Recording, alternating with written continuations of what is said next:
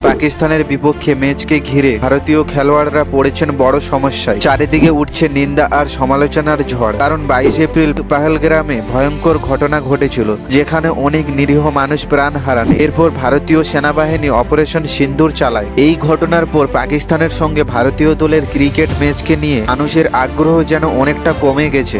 অনেকের মতে পাকিস্তানের সঙ্গে ভারতীয় দলের ক্রিকেট খেলা উচিত নয়, বরং বয়কট করা উচিত। কিন্তু এতে ভারতীয় খেলোয়াড় ও স্পোর্টস স্টাফদের কিছু করার নেই। তারা বিসিসিআই এর নিয়ম মানতে বাধ্য, আর বিসিসিআই বড় সিদ্ধান্ত নেওয়ার আগে সাধারণত সরকারের নির্দেশ মেনে চলে। সম্প্রতি ক্রীড়া মন্ত্রণালয় জানিয়েছে পাকিস্তানের সঙ্গে কোনো দুই দেশের ক্রিকেট ম্যাচ আর হবে না, কিন্তু ভারত আন্তর্জাতিক ক্রীড়া টুর্নামেন্টে অংশ নেবে। যদি বয়কট করা হয় বা ইন্ডিয়া না খেলে, তাহলে কঠোর শাস্তির মুখে পড়তে হতে পারে। কারণ ভারত 2030 কমনওয়েলথ গেমস এবং 2036 অলিম্পিক আয়োজনের পরিকল্পনা করছে। ফলে আন্তর্জাতিক ক্রীড়া সংস্থার নিয়ম না মানলে দেশের ভাবমূর্তি ক্ষতিগ্রস্ত হতে পারে। তাই ক্রীড়া মন্ত্রণালয় জানিয়েছে ভারতীয় দল ও খেলোয়াড়রা এমন সব আন্তর্জাতিক টুর্নামেন্ট খেলবে যেখানে পাকিস্তানও অংশ নিচ্ছে। এতে দেশের ক্রীড়া ভাবমূর্তি রক্ষা পাবে।